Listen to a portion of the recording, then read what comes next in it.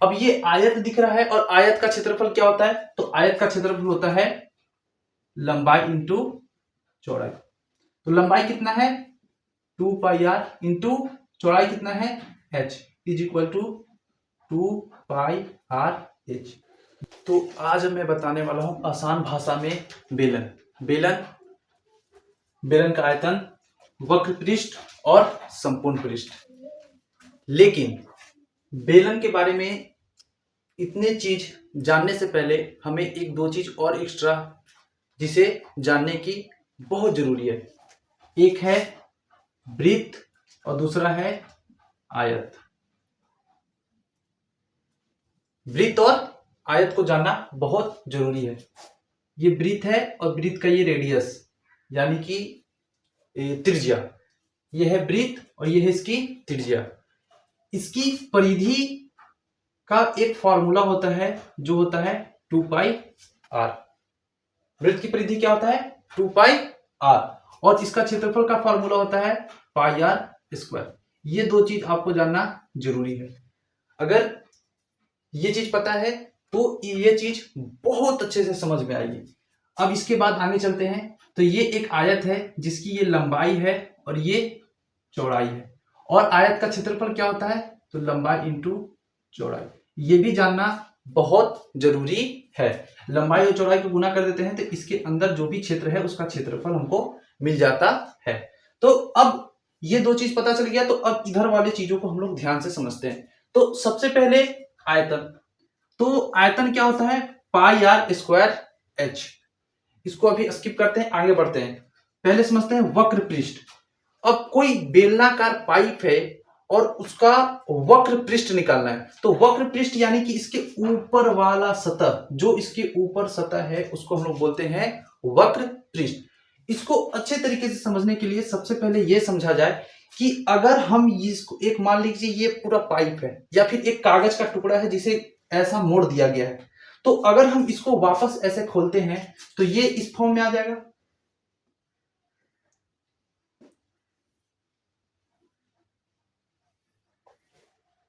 ये अगर इसको हम ऐसे खोलते हैं तो ये ऐसा नजर आएगा। बिल्कुल बात ही है कि ऐसा ही नजर आएगा। लेकिन इससे पहले समझते हैं इसके ऊपर एक सर्कल होता है और इसके नीचे भी एक क्या होता है? सर्कल। तो ऊपर जो सर्कल है इसकी परिधि क्या होती है? तो इसकी परिधि होती है 2 pi are.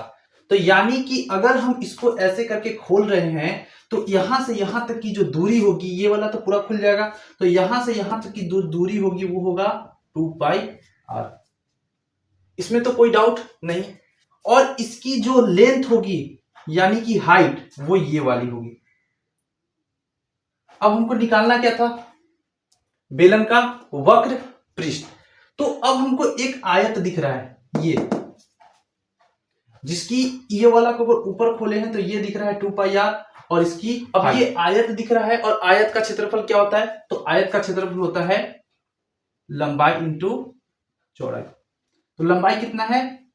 2 pi are into चौड़ाई कितना है? h is equal to 2 pi r h.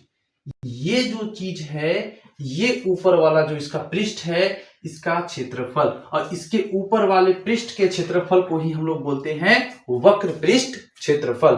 तो बेलन का वक्र पृष्ठ क्षेत्रफल इस प्रकार से निकाला जाता है।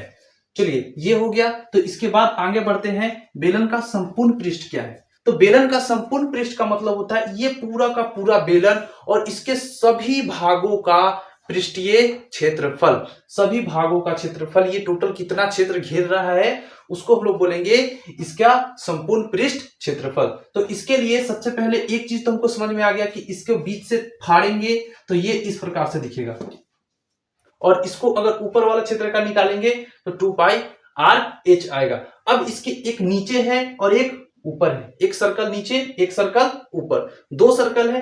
तो अभी हमने कुछ देर पहले ही बताया था कि वृत्त का क्षेत्रफल क्या होता है। वृत्त का क्षेत्रफल होता है पाई आर स्क्वायर।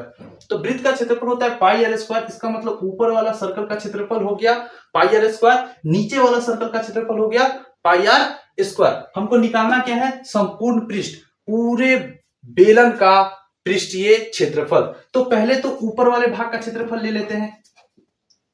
2πRH, ये वाला। अब इसके ऊपर जो सर्कल था उसका क्षेत्रफल लेते हैं, πr²। अब इसके नीचे जो सर्कल था उसका क्षेत्रफल लेते हैं, πr²। अगर इन सभी को टोटल करते हैं तो 2πRH प्लस 2πr²। यहां तक कोई दिक्कत नहीं। अब आगे बढ़ते हैं। यहां से हम लोग क्या करते हैं, जो चीज दोनों में सेम मिलता है उसको बाहर निकाल दिया जाता है। इसमें 2πr मिल रहा है और इसमें भी 2πr² का मतलब होता है r इंटू आर, यानी कि 2r। तो 2πr और 2πr दोनों में r मिल रहा है तो कॉमन ले लो। 2πr, यहां बचेगा क्या, h, और यहां क्या बचेगा, r। ये हो गया तुमको बेलन का संपूर्ण पृष्ठ क्षेत्रफल। तो ये है वक्र पृष्ठ और ये है संपूर्ण पृष्ठ। अब इसके बाद हम लोग देखते हैं, हम लोग को यहाँ पर हाइट और त्रिज्या दोनों दी हुई है। हाइट भी दिया हुआ है और त्रिज्या भी दिया हुआ है। तो हाइट और जब त्रिज्या दी हुई है तो अब हम इस बेलन का रियल में निकाल कर देखते हैं कि कितना मान आता है। तो पहले हम लोग निकालते हैं इसका आयतन। आयतन क्या होता है, πr²h। पाई का मान, एक बार ध्यान रखना, पाई का मान नियत रहता है, वो भी होता है 22/7। पाई का वैल्यू 22/7, ठीक है। तो आयतन क्या होगा, πr²h।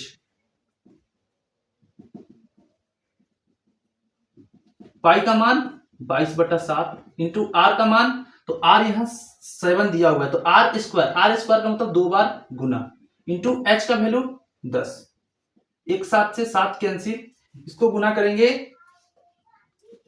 154 इंटू 10, ये हो जाएगा आपका 1540। ये आपका क्या आ गया, आयतन, ठीक है। अब इसके बाद अगर हम इसका निकालना चाहेंगे वक्र पृष्ठ, तो इसका वक्र पृष्ठ निकालने के लिए सबसे पहले सभी को हटाते हैं। चलो, वक्र पृष्ठ का ये फॉर्मूला है मेरे पास 2πRH। तो हम इसका निकालते हैं वक्र पृष्ठ। 2 इंटू पाई का मान 22/7 इंटू आर का वैल्यू 7 इंटू एच का वैल्यू 10।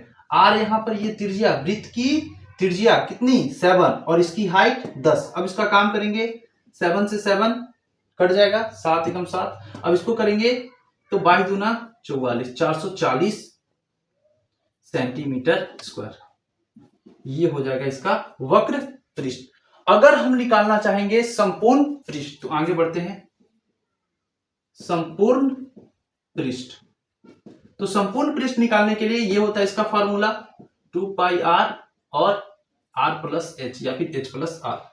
तो 2 इंटू पाई का मान 22/7 इंटू आर का वैल्यू 7 इंटू आर का वैल्यू 7 प्लस h का वैल्यू 10। अब इसका काम करते हैं, तो इसका यदि काम करते हैं तो ये 7 से 7 कैंसिल हो जाएगा, टोटल बचेगा क्या यहाँ पर 44 इंटू 7 और 10 17, 44 इंटू 17 इसका कर देंगे, और ये जो भी आएगा वो हो जाएगा इस बेलन का संपूर्ण पृष्ठ क्षेत्रफल।